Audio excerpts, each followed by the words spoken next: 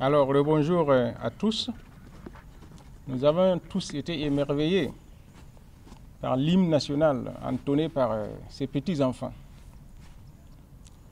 L'hymne national, c'est vraiment un moyen de rassemblement de tous les fils du pays.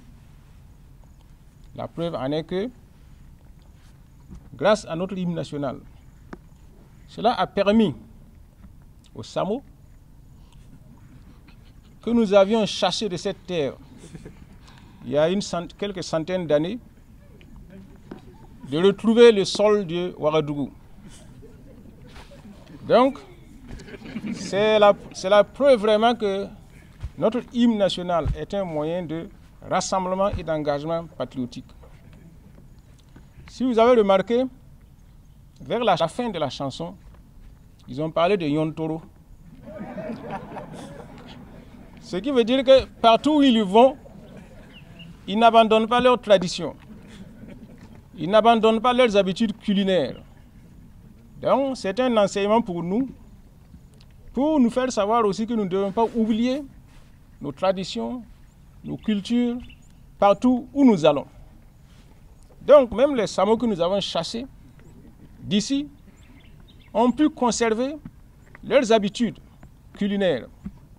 Ils doivent transmettre cela, n'est-ce pas, à tout le peuple burkinabé et à la prospérité. Je n'oublie pas d'ailleurs que c'est la révolution qui nous a fait découvrir un des mains des Samo, qui est le Zamené, je crois. Hein.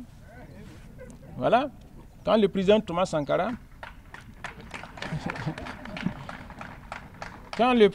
Sankara avait décidé d'introduire les mets locaux dans la réception officielle.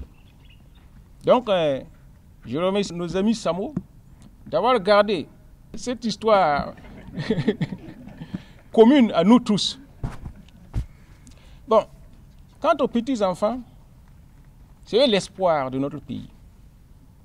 Je remarque, n'est-ce pas, qu'ils ont tous porté un t-shirt à l'effigie de notre président et avec des jupes, n'est-ce pas, en tenue locale. C'est très symbolique et c'est très parlant. Je remarque aussi que nos amis journalistes ici commencent à se mettre petit à petit en tenue locale, même si certains sont toujours rebelles. Il est temps qu'on s'y mette tous, parce que c'est ça notre identité, c'est ça nos valeurs. Mais il faudrait que les jeunes enfants aient conscience vraiment de ce qu'ils font, pour que longtemps après, quand nous ne serons plus là, ce soit eux qui portent le flambeau de l'identité nationale et de notre patrimoine. Vous avez parlé, n'est-ce pas, de la révolution de Thomas Sankara, notamment Madame, qui a essayé d'expliquer le combat que mènent ces enfants-là. Au temps de Thomas Sankara, il y avait ce qu'on appelait les pionniers.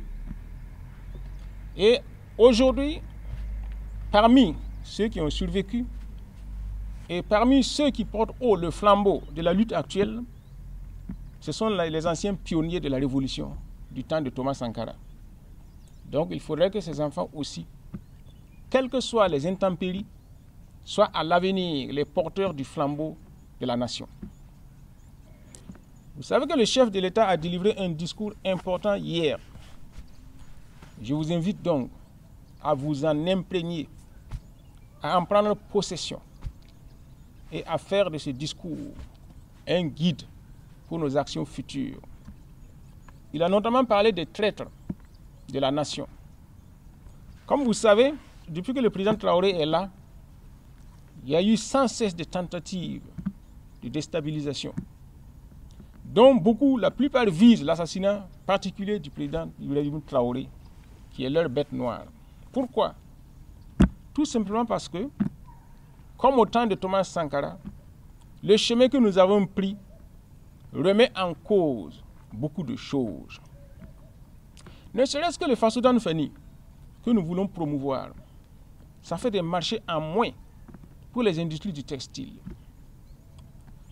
Les mets locaux que nous voulons promouvoir, ça fait des marchés en moins pour les industries alimentaires internationales.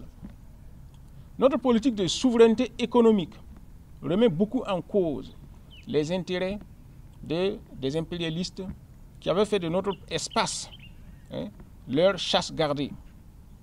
Donc la politique que nous menons actuellement remet beaucoup en cause, surtout les intérêts économiques, culturels et moraux. Nous sommes parvenus à démontrer que l'Occident n'est plus indispensable à la marche de ce monde, parce que d'autres puissances ont émergé et supplombent les puissances occidentales. C'est ce que nous avons démontré avec notre politique diplomatique actuelle, qui réside dans la diversification des partenariats. Et tout cela ne plaît pas aux anciens maîtres de nos espaces. Voilà uniquement la cause de tous ces troubles qui sont provoqués. Et pour cela, ils sont prêts à débourser des dollars, des euros, pour parvenir à leur fin. Mais si nous tenons bon, si nous avons conscience de ce que nous faisons et de où nous allons, nous devons pouvoir résister à tout cela. C'est pour ça que le président a invité dans son message à ne pas être des traîtres à notre pays.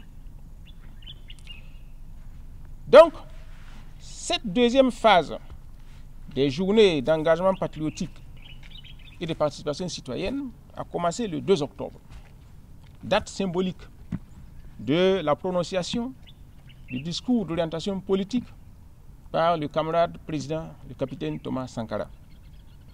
Je suis presque sûr que beaucoup d'entre vous ici ne l'ont jamais lu. Peut-être que certains n'ont jamais entendu parler de ça même. Alors, nous avons reproduit ce discours en plusieurs exemplaires et vous pouvez vous en procurer en vous adressant au service de la primature. J'invite chaque chef de famille à avoir au moins un exemplaire de ce discours. Il ne suffit pas de l'avoir comme décoratif et faire valoir, mais de l'avoir, de s'en approprier. Sinon, vous ne pourrez pas comprendre non seulement la marche actuelle de notre peuple, mais la marche du peuple africain et du monde. Cela m'amène, n'est-ce pas, à un autre sujet, qui est la rentrée scolaire, qui a commencé le 1er octobre. Donc je souhaite, n'est-ce pas, que vos enfants qui vont aller à l'école, aillent à l'école pour apprendre non seulement à lire, mais aussi la connaissance et l'éducation. Parce que nous avons toujours dit, vous savez, nos ministères avaient été transformés en ministère des enseignements. Donc, personnellement, j'ai toujours combattu ça, pour qu'on revienne au ministère de l'Éducation nationale. L'enseignement n'est pas une éducation. On peut avoir toutes les connaissances du monde et ne pas être éduqué. L'éducation, nous la connaissions sans école. Dans nos familles traditionnelles, il y avait des systèmes d'éducation qui consistaient à rendre l'enfant utile à lui-même, utile à sa famille, utile à sa société. L'enseignement peut vous donner des connaissances sans que vous ne soyez ni utile à vous-même, ni utile à votre famille, ni utile à votre société. On voit des gens pleins de connaissances qui se suicident parce qu'ils n'ont pas de sens de la vie. Ils ont perdu le sens de leur propre vie. Or, quand vous perdez le sens de la vie, tout devient vide autour de vous. Donc, il ne s'agit pas d'avoir seulement l'enseignement, la connaissance, mais l'éducation qui va vous ancrer dans votre patrimoine national et c'est par là que vous pouvez rayonner dans votre pays et dans le monde. C'est comme l'éducation, c'est comme un arbre. L'arbre pousse par les racines, le tronc, et les feuilles rayonnent et les gens peuvent récolter les fruits. C'est ça l'éducation. Donc je vous demande, n'est-ce pas, de contribuer à l'éducation de vos enfants. Que vos enfants ne soient pas comme des simples pintades, n'est-ce pas, qui vadrouillent sans repère. Un enfant bien éduqué circule bien sur la route. Il ne circule pas n'importe comment. Un enfant bien éduqué respecte ses enseignants et ses supérieurs. Un enfant bien éduqué respecte ses parents. Je crois, le président l'a dit. Le président a dit que lui-même, il avait les marmites de sa maman.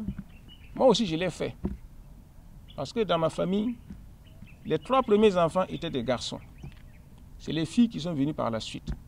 Mais il fallait aider ma mère dans ses travaux. Et donc, nous faisions des travaux féminins. C'est ça l'éducation.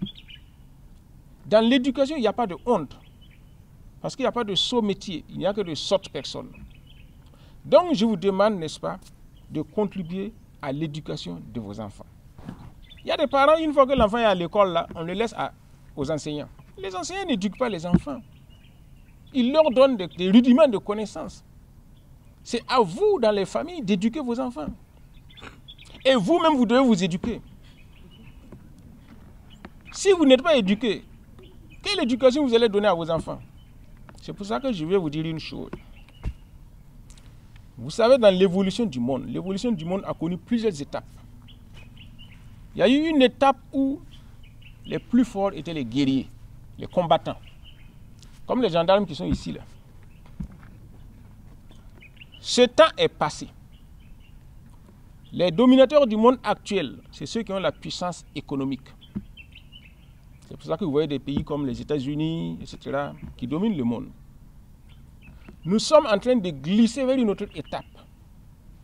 Et dans cette étape, ceux qui domineront le monde seront ceux qui auront la connaissance. C'est ceux qui auront la connaissance. Ce n'est pas pour rien que la personne qui a entraîné les enfants là est maître de conférence à l'université. Voilà. Parce qu'elle a la connaissance. Je vous invite à ne pas être en retard dans l'histoire et à avoir la connaissance. Même vous les journalistes qui êtes jeunes ici là. Si vous n'avez pas la connaissance, je lis parfois dans des journaux, où vous racontez des choses, croyant savoir alors que c'est faux, les fondements même sont faux. Mais et vous induisez les autres en erreur. Parce que, vous savez, quelqu'un qui n'a pas la connaissance, c'est quelqu'un qui est résigné. Il ne comprend rien au monde. Alors il a recours aux superstitions, au maraboutage, aux fétiches, qui n'ont aucun effet. La preuve est que nos grands-parents, malgré leurs fétiches, là, ils n'ont pas pu empêcher les colons de venir nous canarder ici. Et actuellement, là, les terroristes qui nous massacrent avec des fusils mitrailleurs, là, mais où sont nos féticheurs qui ne peuvent même pas les détecter et qui ne peuvent pas résister face à eux? Donc ce sont des éléments de l'obscurantisme, dus au manque de connaissances. La connaissance partielle, dont beaucoup sont dotés, et y compris vous les journalistes, conduit à l'arrogance ou à la révolte, ce qui n'est pas constructif. On voit beaucoup de gens s'exciter parce que je sais que 1 plus 1 égale 2, alors donc je suis connaissant, etc. Ce n'est qu'une connaissance partielle, qui n'est pas constructive, qui conduit à l'arrogance ou à la révolte. Mais la connaissance parfaite, ce que je veux que vous acquériez, conduit à la révolution. La révolution n'est pas une révolte. Celui qui est révolté contre quelque chose. Mais il ne sait pas quel est le chemin qu'il faut prendre pour régler le problème de sa révolte. Le révolutionnaire est révolté contre un système qu'il veut réparer et il sait le chemin qu'il faut prendre. C'est ça la différence. Et seule la connaissance parfaite des choses, de l'environnement, de l'histoire, peut vous conduire sur le chemin de la révolution. Mais la connaissance plus que parfaite vous conduit sur le chemin de la sagesse. Quand on parle des sages, des prophètes, etc., ce sont des gens qui ont acquis la connaissance plus que parfaite. Donc la voie de la connaissance est un long cheminement que seuls les persévérants peuvent atteindre. Bon, madame ici est maître de conférence. Elle peut vous dire le chemin qu'elle a parcouru pour être maître de conférence. Et ce n'est pas encore le bout du chemin. Donc c'est pour vous dire que s'engager sur la voie de la connaissance n'est pas chose aisée. Mais c'est la voie dans laquelle vous devez vous mettre si vous voulez être utile à vous-même, à votre famille, à votre société et à l'histoire. Donc à l'occasion de cette rentrée et à l'occasion de l'anniversaire du discours d'orientation politique, je vous engage à cela.